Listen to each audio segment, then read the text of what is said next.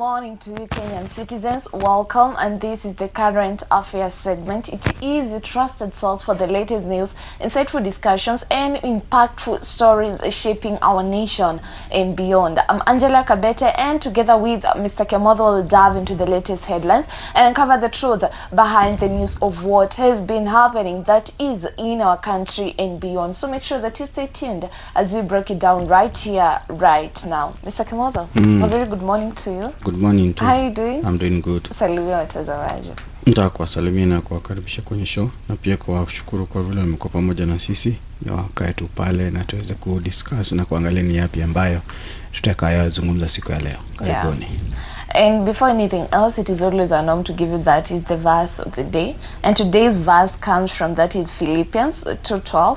And I read, this is what it says. Work hard to show the results of your salvation, obeying God with deep reverence and fear. So inaanza kwa kusema that work hard to show results of your salvation. Kwa hivyo this brings that aspect that salvation is a gift and it requires responsibility by working hard. And akisema working hard, this is Paul. Working hard means that active obedience to the word of God. That is discipline, observing what God has told us, making sure that your life is a reflection of what has been written in the Bible. Alafu tena inaendelea kwa kusema obeying God with deep reverence and fear. Kwa hivyo hapa kwa sema reverence and fear, it means respect for God, we as human beings. Because Mr. Kimotho, watu wengi huwa wanafikiria that kuogopa, kuna ile kuogopa, you know, there's a difference between obedience and respect. Yeah. So but this fear this fear comes from respecting God. Yeah. And when you respect someone, it means that you're going to observe the guidelines that this person has given you, and this will lead to daily growth. What's your take on this? Every time ukisikia mahali kuna work hard, it means that kutakuwa na indifference of levels. So kuna wale ambao watakuwa wako sawa kwa sababu ya vile ambavyo wanalimia Kenya wamepatiwa. Kuna wengine watakuwa pale, kuna wengine watakuwa wako chini. Just like from the reference ambayo tuli a parable that one day that Jesus gave. Yule kinga matajiri ambaye alipatia watu different gifts. Na kuna vile ambavyo wengine walisema, wengine walienda wakazalisha ingine. So the same thing na hii pia, you know, salvation baada umeipokea, si kukaa tu nayo pale, unafaa uilimie. You are supposed now to work hard on it, na pia inatuonesha the hint on how to do it just by obeying God. Obeying God is just you know being diligent in the word of God. Kuangalia ni yapi yote ambayo umeambiwa uyafuate, ni you know the other things ambayo umeambiwa usiyafuate. Na pia wakati unafanya hivyo ndio unajua ile fear ni ile ya kwamba unatimiza yale yote ambayo umeweza kuagiziwa na kufanya pale. So people, it is good that we as Christians to remember that we still need to work hard on our salvation, ili you know just for our own benefit. Yes. Okay, that is the verse of the day. And now let's get over to what has been happening. I have the Daily Nation with me. I have the Standard newspaper. And on the Daily Nation, today we're checking out matters to do with the education. Then tutaangalia matters to do with the IBC, matters to do with the politics. Alafu tutaangalia matters to do with the economy. What about you? Naona hapa kuna issue bado imerudi ya Nairobi. Naona kuna some bit of spending and some bit pia of oversight roles among the other stories naziona huku ndani. Okay, so let's start with the Standard. So kwa Standard nikiangalia hapa naona that is naona hapa kuna picha ya president na pia picha ya the CS or treasury, that is John Buddy, na anasema deceitful spending in an attempt to circumvent scrutiny. The government has in selective instances spent taxpayers' money without parliament approval, exploiting a provision in the constitution that allows the treasury to spend without house approval only on emergencies such as natural calamities. However, the government has kept using funds not cleared by the parliament in total disregard for the best practice in budget management, which is marks of deceit of mwananchi struggles under the weight that is of the taxes. That is the headline ambayo make hapa, but the real story iko kwa page 4 kwa gazeti la Standard. na gazeti la Standard this week imekuwa ikiangalia sana the things to do with the budget spending. Na this report imetolewa na the control of budget ambaye anaitwa Margaret Nyakango, na aliweza kuitoa before the Senate committee. Na kumeibuka mambo mengi sana ya kwamba that is the executive is spending some of the money without the consent ama the approval of the National Assembly, because pia the National Assembly kuna ile kazi ambao wamefanya. So some of the things ambao naona wameandika hapa, that is a Treasury approves 77.48 billion under the article for ordinary programs ambao zinakuwa pale of reliance breaches finance, that is a financial rules exposes weakness in budget planning. So the control of budget has faulted the state for its continued over reliance on the Article 223 of the Constitution to finance existing government, that is programs. In her latest report, Dr. Nyakango, that is kulingana na the physical year, the National Treasury approves that is 77.48 billion in additional funding for the ministry, department and agencies under that is the article. So the control of budget authorized that withdraws of so kuna hii amount ambayo anasema hapa from the consolidated fund. So there are so many other figures that she has quoted here. Hizi figure anasema kuna pesa zingine zimeingia to other ministries na sio hivyo ambavyo ilikuwa imeshapangwa, that is now kulingana na ile budget ambayo ilikuwa imepangwa. So she also added that additionally the State Department for Public Health and Professional Standards was allocated 1.75 billion to settle salary arrears owed to medical doctors under that is a 2017 to 2021 collective bargaining agreement. So the government should adopt good planning, better budgeting practices and a sound expenditure management by prioritizing all essential services and aligning them to operational realities during the budget formulation and implementation. So control of budget kazi yake ni kuweza kusaidia, that is how the budget how the expenditure and how the spending is going out to be managed.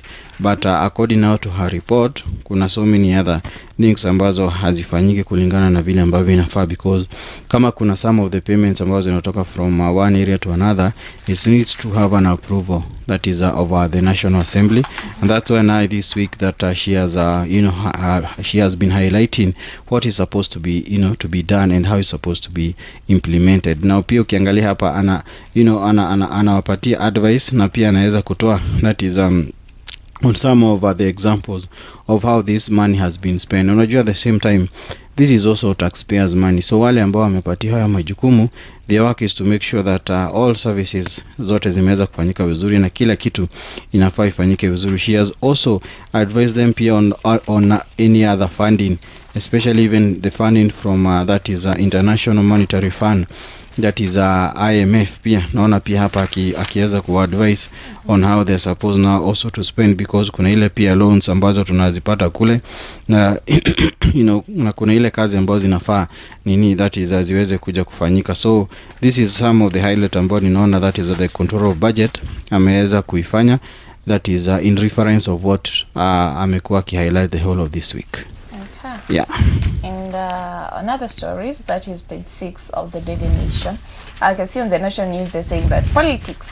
Analysts say while tribal arithmetic will still play key role, Gen Z will be a major influence on the elections. And they say that 2027 polls could be won or lost by 5.7 million new voters. And the politicians will have to speak to issues affecting the youths to get their vote. So it's like kwa hivyo inamaanisha Mr. Kimotho, time ya campaign they'll be making more promises to the Gen Z. Tutawapea kazi, tutawafanyia hii and hii, that is what they're saying. And in addition to that, the Electoral Agency has launched a series of activities that will culminate in the resumption of continuous voter registration with the aim of registering an addition of 5.7 million new voters. And according to the Independent Electoral and Boundaries Commission, the current registrator has 22.1 million voters meaning that the 2027 poll will be decided by around, that is, 27 million new voters. And they say there is already a scramble for a crucial youth vote by both, that is, President William Ruto and the opposition figures, popularly known as the Gen Z. This generation has since taken an active role in the country's politics, although some of them were already registered before 2022, and more will be eligible voters coming, that is, 2027. So that is what they are saying when it comes to matters to do with politics and 2027. Yeah. Najua kuna hiyo statistics yenye iko pale. So lazima wajipange raundi vizuri sana na the youth because pia waliona their role na pia the effect ambayo wanaweza leta in changes now to the political results ambazo ziko pale. Yes. And they're saying that 4 in 5, that is 14 million Gen Zs will be voting, that is 2027. Ni wengi sana. So na mwesikia bado politicians, they'll be making promises, tutawapatia makazi, we'll be doing this and that, but the problem is, will they implement those promises? That is one of the challenge, because wale ambao wanafaa wafanye more promises ni wale ambao wako on the side of the opposition, because they are not in government but pia na wale wako in government, they are supposed to show us what they have done in addition to any other promises ambayo iko pale. Na kumbuke that is recently tuliona kulikuwa na ile function ambayo ilikuwa State House ambayo tuliona so many groups walikuwa wameenda pale, wengine walikuwa wameenda kupatia motorbikes, wengine viti, wengine car washing machine, wengine za salon na baadhi ya vitu zingine zilikuwa pale. And the president akapromise ya kwamba ata add some billions, kama ilikuwa ni 5 billion ama ilikuwa ni pesa ngapi, I'm not yet sure, but alisema ataongezea that amount to the youth. Tumekuwa tukiona that is the deputy president pia naye amekuwa akienda mashinani kule akiweza kufikia youth na anawapatia, that is ile ambayo nafikiri sijui kwa inaitwa nyota ama ilikuwa inaitwa nini. So kuna hizo empowerment programs wamekuwa wakifanya pale. Ukiangalia sana zimekuwa nao sasa zikitarget na vitu ambazo youth wanahitaji ama youth ambazo wanaona ni kama ndizo wana request depending on the request. So the other things that this time, unajua last time the number of youth walikuwa chache na pia kuna wengine hawako wanashughulisha, that is kwenda kuvote, but this time round naona wengi wamejitokeza very vibrant, na so inamaanisha kuna decision making ambayo hao wenyewe wataweza kufanya. Yes. Okay, can you say that finally the government has heard the cry of the young people, and that's why wanawapatia the motorbikes, the washing machines? Can you say that's the thing? Yeah, it is a voice ambao wamesikia, a voice ambao they have no choice, but they have no choice, itabidi tu bind now to that song. Because ukiangalia now the reaction ambayo ilifanyika now after the finance bill na yale mambo ambayo yalikuwa pale, the government in early those days ilikuwa inapeana excuses ya kwamba tulishindwa kufanya kwa sababu ya finance bill, finance bill hii ni akina nani walisimamisha? Ni the Gen Z ambao ni the usually that is waliweza kuisimamisha. So inamaanisha that is kuna mambo ambayo itabidi wafanye, kwa sababu sasa huo ndio mwelekeo ambao uko pale. And now they will have now to change the tactics ambazo wamekuwa wakitumia, because sasa hawa unajua sasa now the Gen Z huwezi kuja na zile the old formula promising methods za kitambo za kukuja tu na barabara na maji na stima na mambo yale mengine. Hao pia wamesoma kuna mambo ambao wanaangalia. So it is a way that each and everyone itabidi sasa waende waangalie.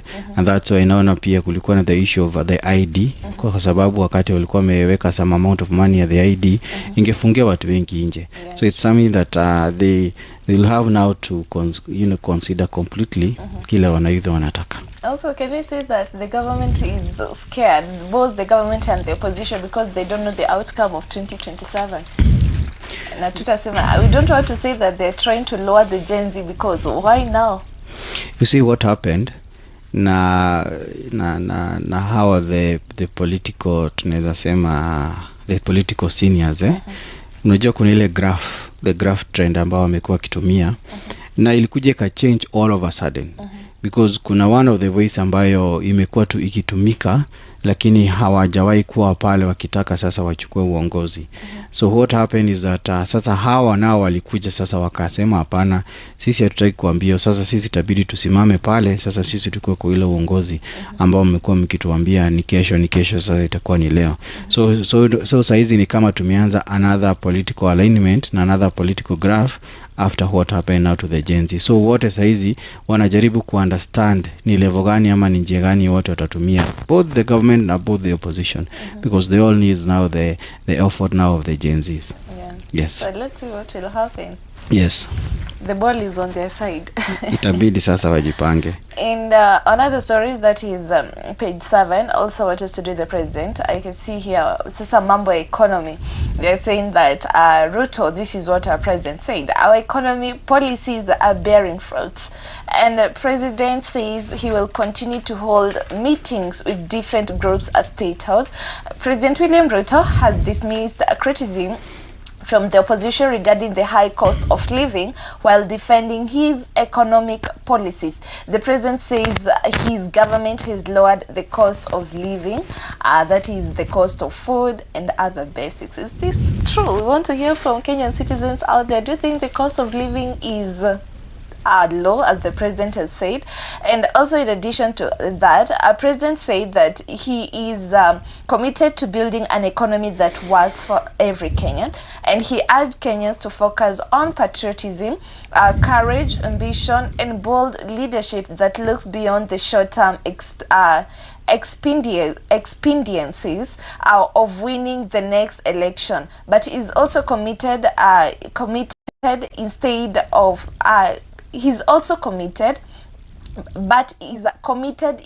to the long-term prosperity of the nation. Nakasema, we had the option to take the easy way, to focus on the areas that we think could succeed, that is in our country. Nakasema, we refuse to use the comfortable path. We choose the right route. So which is the comfortable path here? Yeah, we don't know. Unajua wakati unasema now the issue of economy, the issue of GDP, tuko tumeangazia this week pia, naona pia ilikuwa ime raise concern, because wakati unaambia watu wafocus kwa na good courage and ambitions, how would they do that? They have, they are running on empty pockets. How would they do that wakati that is kuna the issue of economy bado iko juu, na then at the same time wakati wanasema wanapeana example na hizo product ambazo ziko hapo. When was the last time the CS body went and bought 1 kg of sugar? Yes, so that they can say the last cost time of living is low. Exactly. Yeah. When all that, na pia achukue that is a year 1000 and a nice supermarket, angalia ni nini hizo anachukua.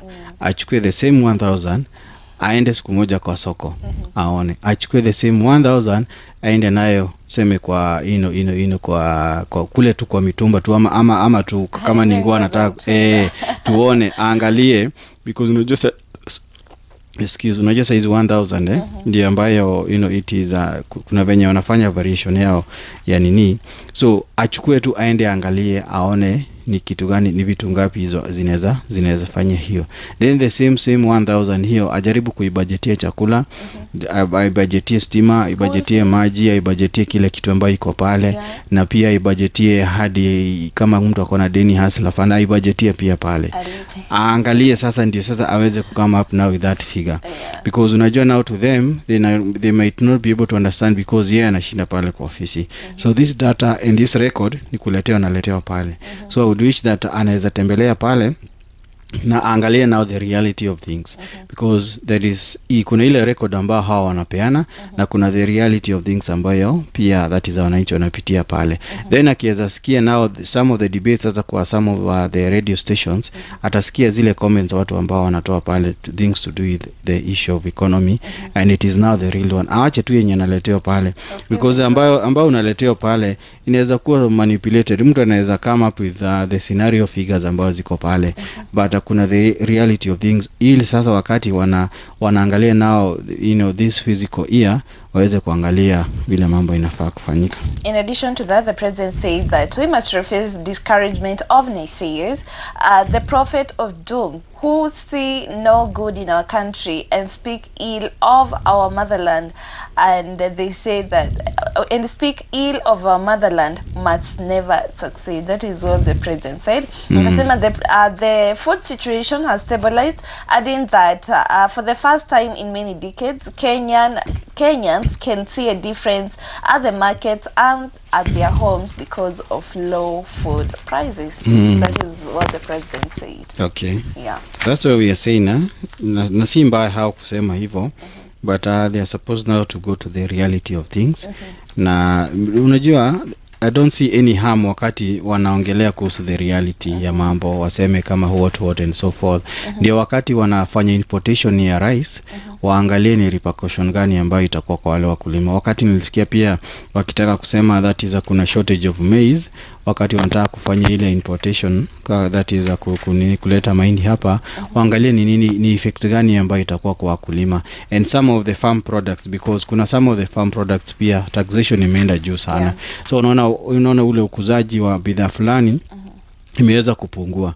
Then pia same time kulikuwa na export ya bidhaa zetu in some other nations ambazo sasa kuna zingine ziliweza kusimamishwa. So hiyo ndio baadhi ya mambo ambao wanafaa wafanye, ndio sasa waanze sasa kuwa na ile report ambao wako nayo, wakianza kusema nao kuna the issue to do with the economy. Na pia inaweza wape hint, kwa sababu unajua bado wako na time ya kurekebisha mambo kadhaa.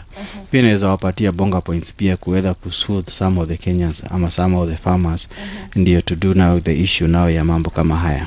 Yes. Unajua probably ni sisi hatujui Mr. Kimotho, wananchi watuambie, is the cost of living low as the president is saying? Watuambie maoni yao. Wakuje mtaa, unajua uko mtaa ndio tuko na watu. Unazunguka pale sokoni, unazunguka pale kwa matatu. Baadaye siku hizi ukitaka kujua mambo ya venye yanaendelea, ingia kwa matatu. Utajua especially asubuhi na jioni. Sasa ndio utajua mambo yale venye yako. Watu ndio wanafungua moyo hiyo masaa. Yes, because kwa matatu kuna hizo discussions, then kwa matatu kuna some of the radio stations ambazo wanazungumza na discuss some of these things. Yes. Okay.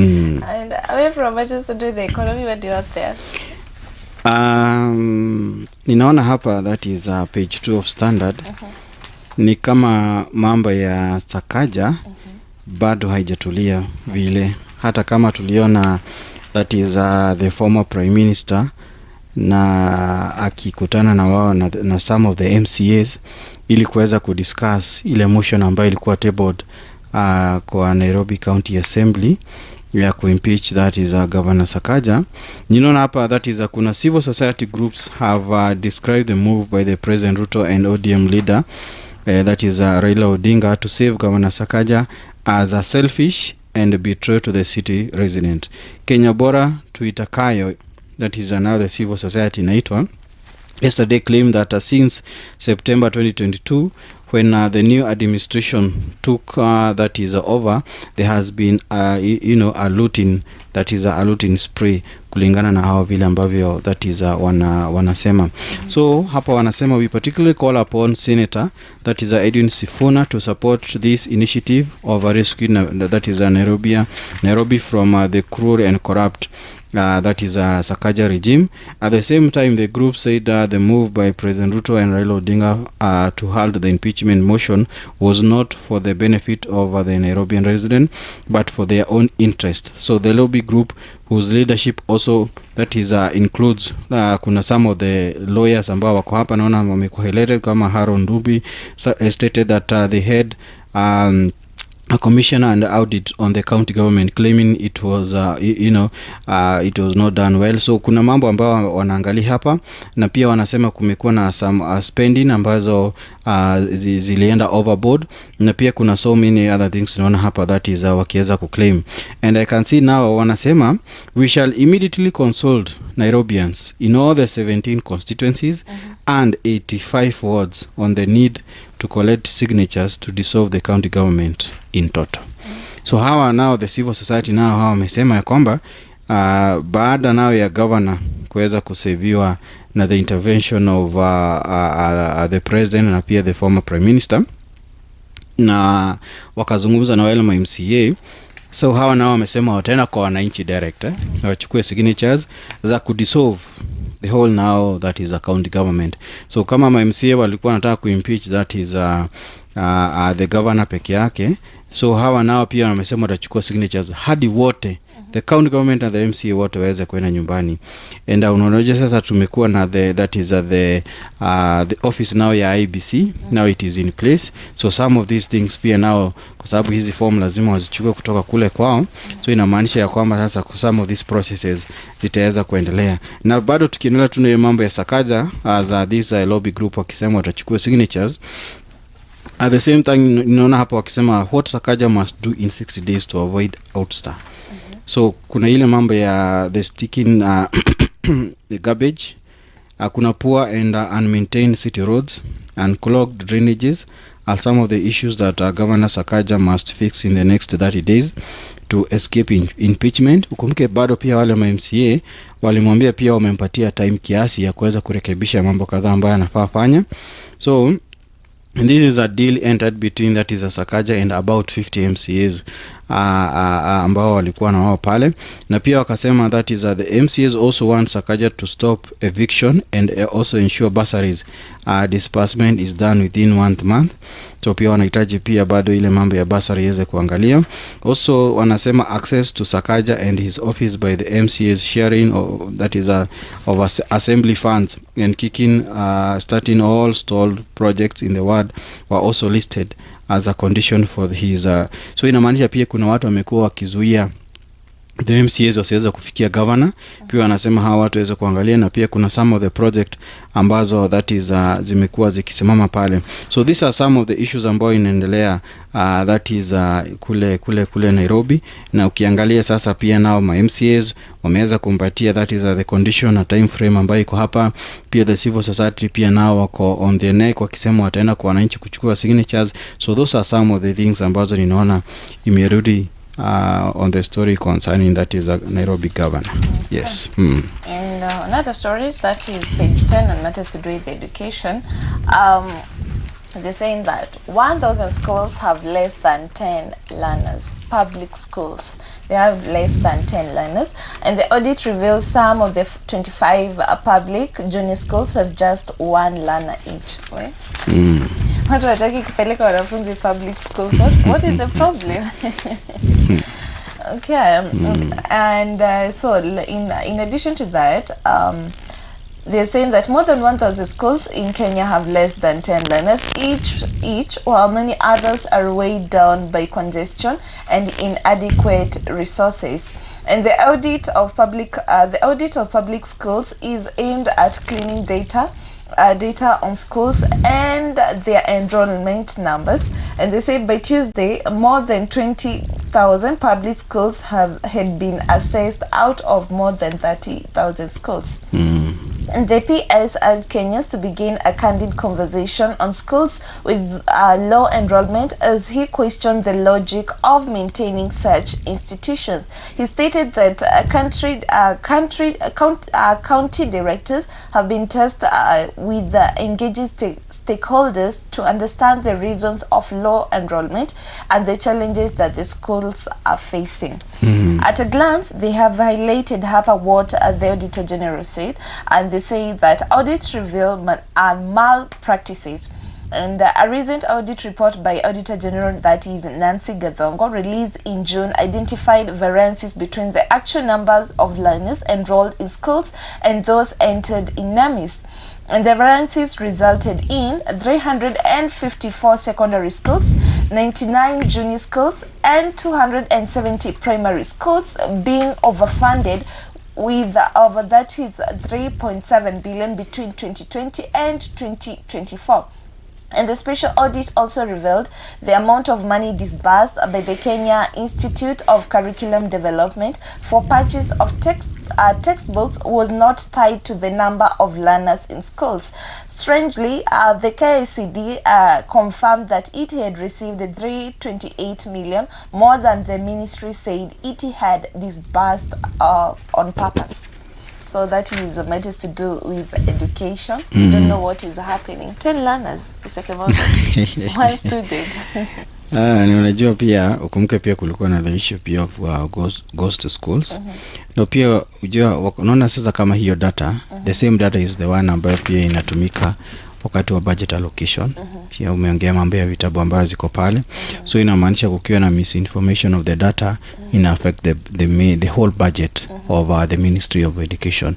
Then at the same time they need also to seek and see ni reasons gani hizo ambazo zinafanya hiyo shule ziweze kuwa na that lowest number of students because unajua pia bado kuna ile sentiment watu wengi hata pia ukiangalia pale kwa wazazi lazima unafanya difference between now the government na pia the private schools ambazo ziko pale because pia na the quality of education and some of the other standards measures ambazo watu huwa wanaangalia.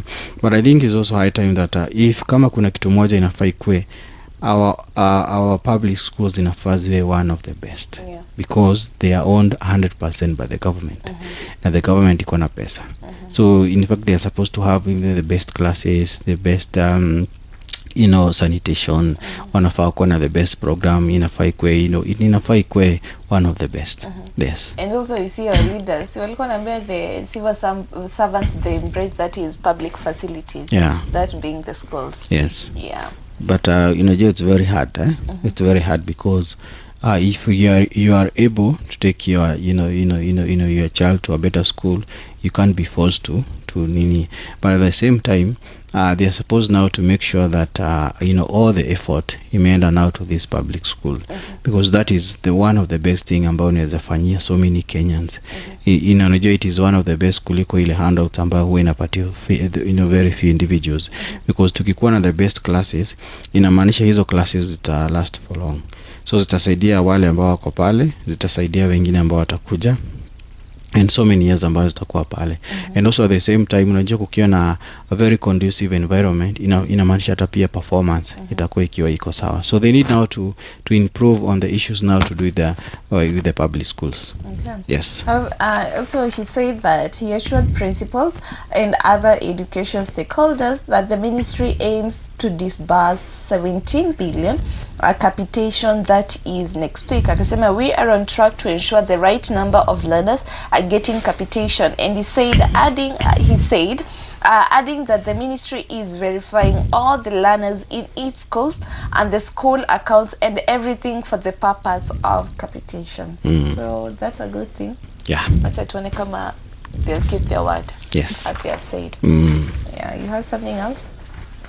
Naona hapa Nakuru Governor Susan Kihika aliapia before the that is the CPA committee kule bunge that is a bunge towers Nairobi.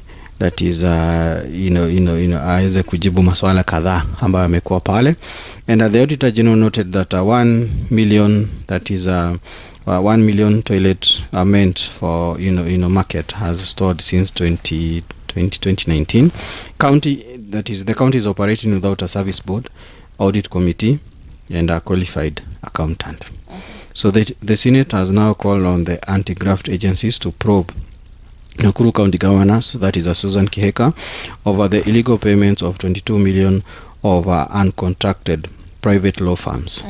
Nakumbuka hii mambo ya law firms tuko tumeangalia sana because unakuta that is some of the counties wanalipa a lot of money to so many private law firms, and yet tuko na wale ambao wameajiriwa na county government ya kuweza kushughulikia masuala kama haya. So the upper house of parliament also wants the governor and that is the governor and her government investigated over more than 7.8 billion that is wrote in installed projects. So inamaanisha kuna so many other projects ambazo zimekaa pale na hazijakamilika, na pia the same time hizo project kuna pesa ambazo pia that is zimeweza kutolewa zimeweza kutolewa pesa. So these are some of the questions that is the Nakuru governor, that is Susan Kihika, aliweza kupatana nazo, and na pia tuliona naye pia responded with a promise to give further details. I don't want to answer in a way that I will mislead the Senate. Kihika said, explaining that the billion of toilets had been completed so as to ease pressure on existing facilities. Younger people has been sharing toilets with older learners, and that is why we felt that they need to build ECD's toilets. So we will, however, do a report with more details. That is what now she said, because kumbuke ECD iko under the county government, na unajua some of the ECDs ziko attached na some of the primary schools ambazo ziko pale.